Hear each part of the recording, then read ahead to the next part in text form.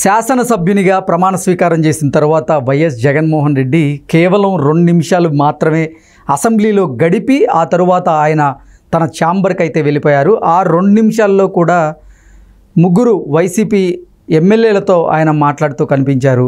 అయితే జగన్మోహన్ రెడ్డి అర్ధంతరంగా అసెంబ్లీని వీడి ఎందుకు తన ఛాంబర్కి వెళ్ళిపోయారు అనే చర్చ ఇప్పుడు సోషల్ మీడియా వేదికగా మొదలైనటువంటి నేపథ్యంలో ఈ అంశం మీద మనం విశ్లేషణ చేసుకునే ప్రయత్నం చేద్దాం. ప్రస్తుతం మనతో పాటు ఉన్నారు తెలుగుదేశం పార్టీ అధికార ప్రతినిధి సూర్యదేవర లత గారు. లత గారితో మాట్లాడదాం.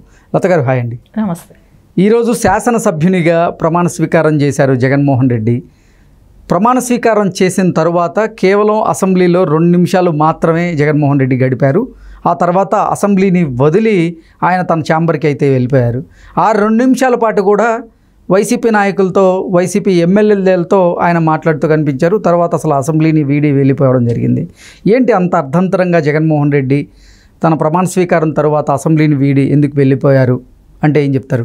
ఇక్కడ మనం ముఖ్యంగా చర్చించుకోవాల్సి వస్తే మనం నారా చంద్రబాబు నాయుడు గారి గురించి మాట్లాడాలి. ఎందుకంటే ఆయన మానసిక క్షోభ ఆ రోజైతే ఏదైతే పడ్డారో దాని పర్యవసానమే ఈరోజు అసెంబ్లీలో వచ్చిన ఈ రిజల్ట్ కానివ్వండి, ఇవన్నీ కూడా. అంటే నారా చంద్రబాబు నాయుడు గారు ఆయన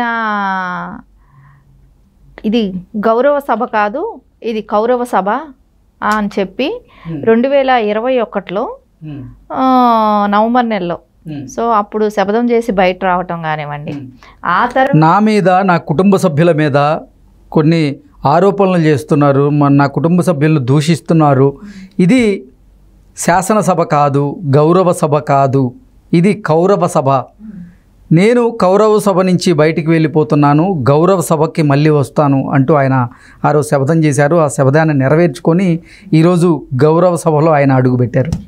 అలా ఆయన అడుగు పెట్టినప్పుడు జగన్మోహన్ రెడ్డికి ఆబ్వియస్లీ ఎలా అనిపిస్తుంది? ఆయన శపథం నెరవేర్చుకొని వచ్చారు కదా, ఎలా అనిపిస్తుంది?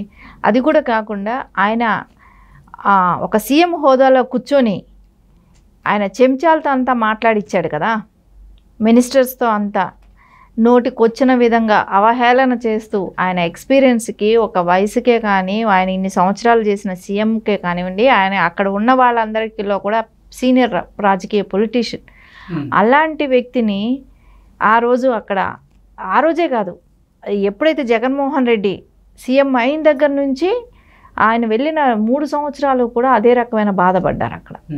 సో ఆ రకంగా ఇబ్బంది పెట్టడం జరిగింది. దాని తర్వాత ఆ రోజు ఆడ నవ్వుతూ వాళ్ళు చేసిన హావభావాలే కానివ్వండి, అవన్నీ వాళ్ళకి గుర్తొస్తాయి. జగన్మోహన్ రెడ్డికి ఎందుకు అనిపించదు? ఆయన చేసిన తప్పులు కూడా గుర్తొస్తుంటాయి అక్కడ వెళ్ళినప్పుడు.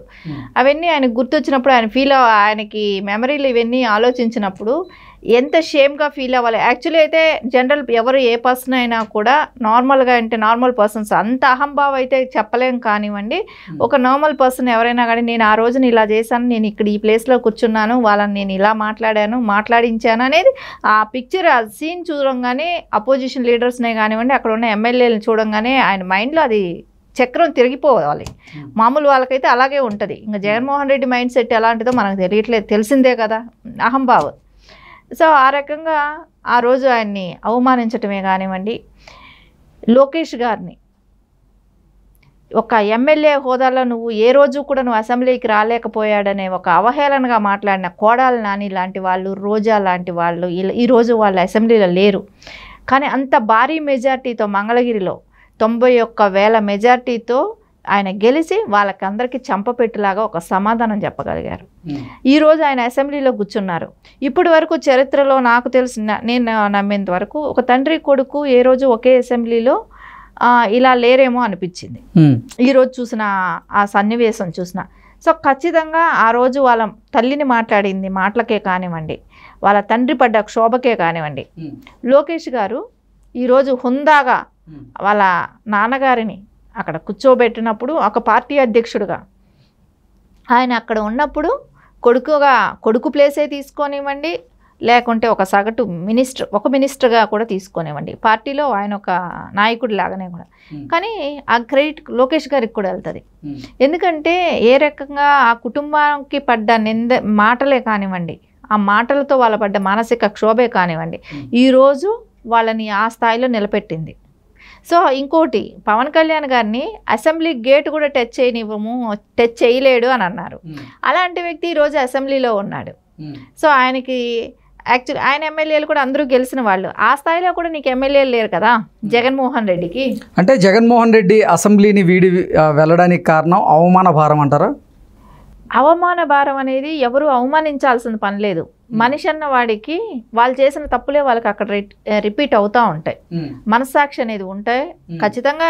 ఎట్లాంటి క్రూరంగా ఆలోచించే వాడికైనా కూడా మనస్సాక్షి అనేది వాళ్ళకి ఇన్నర్ వే అనేది ఒకటి ఆలోచించుకుంటూనే ఉంటారు. సో అదే వాళ్ళకి అక్కడ అనిపిస్తుంటుంది. అక్కడ ఎవరు ఏమి అనాల్సింది, మళ్ళీ అక్కడ ఎవరు ఏమీ అనలేదు ఆయన్ని. అదే జగన్మోహన్ రెడ్డి అట్లాంటి ప్లేస్లో అలాంటి ఇదిగాను ఉంటే చాలా మాట్లాడేవాళ్ళు, చాలా అవహేళన చేసేవాళ్ళు. కానీ అక్కడ ఎవ్వరూ కూడా అతన్ని ఏమీ మాట్లాడలేదు. ఆయన్ని హుందాగానే చూశారు, వెళ్ళిపోయాడు. ఆయన అంతటా ఆయనే వెళ్ళిపోయాడు. కానీ మరి వెళ్ళడానికి కారణం ఏంటి? ఆయనకి మనసాక్షి ఉండాలి కదా. ఆయన్ని చేసిన పనులు అలాంటివి కదా, చేసినవన్నీ రిపీట్ ఆయనకే వచ్చాయి కదా. ఆయన ఏవైతే చేశాడో అవన్నీ ఆయన్ని ఆ స్థానంలో ఉంచలేకపోయాయి. ఆయనకి ఆ గౌరవం తీసుకోలేకపోయాడు. ఆయన ఇప్పుడు బ్యాక్ బెంచ్ స్టూడెంట్ అయ్యాడు. గౌరవం ఇస్తే ఎవరైనా తీసుకుంటారు కదా, ఆయన ఎందుకు తీసుకోలేకపోయారు? అంటే ఆయనకు వచ్చిన మెజారిటీని బట్టి ఆయనకి ఫ్రంట్ లో కూర్చోబెట్టాలా, ఆయనకు వెనకాల కూర్చోవాలా అనేది ఒకటి ఉంటది. సో ఆయన అపోజిషన్ కాదు. సో ఆయన బ్యాక్ బెంచ్ స్టూడెంటే. అక్కడ బ్యాక్ బెంచ్ స్టూడెంట్ ఖచ్చితంగా ఇప్పుడు బ్యాక్ బెంచ్ స్టూడెంట్. సో ఇంకొకటి ఆయన అసెంబ్లీ వరకు లోపలి వరకు కారులో వచ్చే అవకాశాలు లేదు. అందరూ ఎమ్మెల్యే లాగా ఎక్కడో కారు పెట్టి నడుచుకుంటా రావాలి. ఆ వెనకదారి నుంచి రావటమే కానివ్వండి. ఈరోజు ఆ పేరు, ఆయన పేరు పిలవంగానే అప్పటి వరకు కూడా లోపలికి రాకుండా ఆయన నెంబర్ వచ్చేటప్పుడు వరకు అప్పుడే లోపలికి రావటం కానివ్వండి, ప్రమాణ స్వీకారం చేసిన వెంటనే ఆయన వెళ్ళిపోవటమే కానివ్వండి, ఇవన్నీ చూస్తూ ఉంటే ఆయనకి చేసిన దానికి విధి అనేది ఒకటి ఉంటుంది. అదే రివర్స్ అయింది. అంతేగాని అక్కడ ఆయన ఎవరు ఏమీ చేయలేదు, ఎవరు ఏమీ మాట్లాడలేదు కూడా. ఆయనకు అనిపించాలి అది మనము ఏదైతే చేసామో అది మనకు జరిగింది. మనం అపోజిషన్ వాళ్ళకి మనం బలవంతంగా మన చేతితో మనం మాట్లాడడం, మనం చేసాం, మనం చేయించాం. కానీ ఈరోజు ఏదైతే ఉందో టైం అనేది వస్తుంది, ఖచ్చితంగా అది మనలో జరుగుతుంది, మనకు జరుగుతుంది అనే ఆలోచన ఆయనకి రావాలి. లత గారు, ఏంటి మీరు జగన్మోహన్ రెడ్డిని స్టూడెంట్ని చేశారు, ఆ స్టూడెంట్ని కూడా బ్యాక్ బెంచ్లో కూర్చోబెట్టారు ఏంటి? అంతే కదా, అధికారం లేనప్పుడు, అధికారంలో కాదు అపోజిషన్ లేనప్పుడు. అంటే బ్యాక్ బెంచ్ స్టూడెంట్ అన్నారు కదా, దానికి అడుగుతున్నా. అంతే, బ్యాక్ బెంచ్ లో కూర్చోవాల్సిందే కదా. ఆయన ఎందుకు ఫ్రంట్ లో కూర్చోబెట్టాల్సిన అవసరం ఏముంటది? మరి ఎందుకు ఆయన స్టూడెంట్ని చేశారు? బ్యాక్ బెంచ్ లో కూర్చుంటే బ్యాక్ బెంచ్ స్టూడెంట్ అన్నాం. దానిలో కూడా ఏదో అర్థాలు తీయాలని అనుకుంటే ఎట్లాగని మీరు దానిలో అదేమీ లేదు. ఏంటి జగన్మోహన్ రెడ్డిని మాస్ ర్యాగింగ్ చేద్దాం అనుకుంటున్నారా మీరు? అలాంటిది ఏముంటుందండి, అలాంటి ర్యాగింగ్లు చేసే అలవాట్లు మాకు లేవు. టీడీపీ వాళ్ళం మేము, అదొకటి గుర్తుపెట్టుకోండి. మా నాయకుడు అట్లాంటి ర్యాగింగులు చేయండి, అవహేళన చేయండి, వాళ్ళని నోటికొచ్చినట్టు మాట్లాడండి అనే అలాంటి గైడెన్స్ మాకేమీ ఉండవు. మాకున్నది సబ్జెక్ట్ గురించి మాట్లాడతాం. ఆ రోజు జరిగిన విషయాలు ఏంటి, ఇప్పుడు జరిగిన దానికి విషయాలు ఏంటి, దాని గురించి వివరిస్తున్నానే కానీ ఆయన ఏదో కించపరచాలనే ఉద్దేశం అయితే మాకేమీ లేదు. ఏంటి అసలు జగన్మోహన్ రెడ్డి ఇంకా అసెంబ్లీ సెషన్స్కి వచ్చే అవకాశం ఉందా లేదా? ఈ రోజు జరిగిన విషయం చూస్తే ఖచ్చితంగా వచ్చే అవకాశం అయితే లేదు. ఓకే, రానున్న రోజుల్లో అసలు అసెంబ్లీకి అడుగుపెట్టే అవకాశం లేదంటారు ఆయన? ఆయనకి మీరు ఒకటి గుర్తించండి, 2014లో అపోజిషన్గా ఆయనకి మెజారిటీ ఉంది, ఎమ్మెల్యేలు ఉన్నారు, అపోజిషన్ లీడర్గా ఆయనకి ఆ స్థానం ఉంది. ఆ రోజే ఆయన రాలేదు కదా. సో తర్వాత అసెంబ్లీలో కూడా ఎక్కువ రోజులు ఎక్కడ నడిపించాడు? ఆయన సీఎంగా ఉన్నా కూడా ఏం నడిపించలే పెద్ద. సరే, ఇప్పుడు నేను చెప్పినట్టు బ్యాక్ బెంచ్ స్టూడెంట్ అయినా కూడా అలాంటి టైంలో ఇప్పుడు అసలు వస్తాడా? ఇప్పుడు అసలే రాడు. సో ప్రమాణ స్వీకారానికే 2 నిమిషాలు ఉండి వెళ్ళిపోయాడు. వాళ్ళ ఎమ్మెల్యేలు ఒక 2-3 చేసే వరకైనా కూర్చొని ఉండాలి. ఎమ్మెల్యేలు ఉన్నారు కదా వాళ్ళకి. సో వాళ్ళ ఎమ్మెల్యేలు చేసే వరకైనా కొంతమందిని చేస్తారు కదా, అప్పటి వరకైనా కూర్చొని ఉండాలి. ఆ ఓపిక కూడా లేదు ఆయనకి. అంటే ఆయనలో అక్కసుని అక్కడ అసెంబ్లీలో మొత్తం ఆయనకి అపోజిషన్ పార్టీ అనుకుంటాడు కదా. ఆయన ఇప్పటికైనా కూడా నేనే పెద్ద గొప్ప అనుకునే ఫీలింగ్ ఉన్న నాయకుడు. అంటే ఇప్పుడు కూడా జగన్మోహన్ రెడ్డి అధికారంలో ఉన్నాడని భావిస్తుంటాడే మీరు చెప్పిన దాని ప్రకారంగా? ఆయన ఆలోచన విధానం అట్లాగే అనిపిస్తుంది కదా. నాకు కారు అసెంబ్లీ వరకు రావాలి, పర్మిషన్ ఇవ్వండి అని చెప్పి కంప్లైంట్లో ఇది లెటర్ పెట్టుకోవటమే కానివ్వండి, ఇలాంటివన్నీ జరిగితే ఆయన ఒక ఎమ్మెల్యే హోదాలో ఉన్న వ్యక్తికి ఎలాంటి ఇది ఉంటుంది, ప్రోటోకాల్ ఉంటుందో అదే ఉంటుంది. సో నేను అపోజిషన్ లీడర్ లాగా ఉండాలని అడిగితే ఎవరి మటుకు ఎందుకు ఇస్తారు, ఎందుకు ఒప్పుకుంటారు, ఒప్పుకోరు కదా. దాన్ని కక్ష సాధింపు కూడా కాదు కదా. ప్రోటోకాల్లో ఏదైతే మీకు వర్తిస్తుందో అదే చేస్తారు. అందుకని నేను చెప్తున్నాను, ఇప్పుడు కూడా ఆయన అదే స్థాయిలోనే ఆలోచిస్తున్నాడు అనే దానికి రీజన్ అది. అంతేగాని మీరు ఇంకా వేరేగా ఆలోచించకండి.